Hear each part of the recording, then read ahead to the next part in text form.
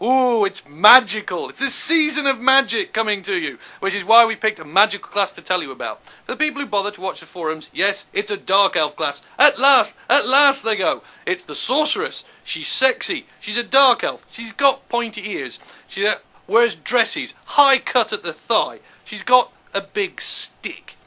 She wanders around elegantly, twiddling her fingers with very nasty nails on, casting awesome magic. This is death magic. From the background, the sorceresses are these marvellous school of magic that Malekith, leader of the Dark Elves, uses to marshal all the forces of energy and attack and danger and death magic and awesomeness. They have great big schools and they wander around and cause an awful lot of trouble.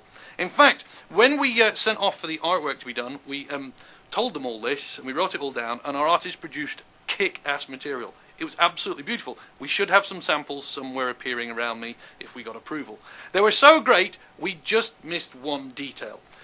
I hadn't bothered to say, actually, they're very, very girly. And so when they came back, we had some boy sorcerers.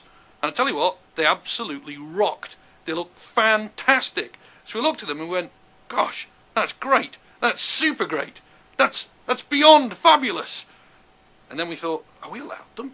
So we went back, looked in the history, and we are! That's the beauty of doing a game like this. We're able to bring you sorcerer and sorceresses, boy and girl, both cool, both emo, both live forever, both look great in their tight, black, rubbery, spiky uniforms of death, both with their big staffs, both able to throw magic around and be utterly awesome. So you can live in that perpetual idea that you will, in fact, live forever, be handsome, be young, be pretty, never age. You know, emo goths. They're coming. They're great. On to the mechanics. So that's the background, that's the awkward bit for the fans. Let's get to the important bit. What do you actually do? Well, you fire around spells, obviously, with a big stick, obviously, and you're throwing dark magic. That's the magic lore that they use.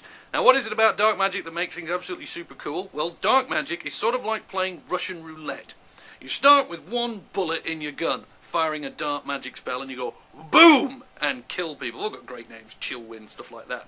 The more dark magic you use, effectively, the more bullets you're putting in your Russian roulette gun. The more chance you have of blowing yourself to pieces.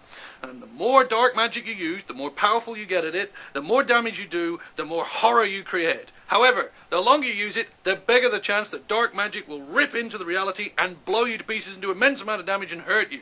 So you're sort of playing a guessing game. Do I keep blowing things up and run the risk of blowing myself up, or do I hold back? Do I wait? Do I allow it to drain away from me and siphon off before I go out for it again? When you're in those twitchy combat moments, you go for it just to kill the big giant, and instead your head explodes. It's chaos, baby. You're going to love it. The Sorcerer.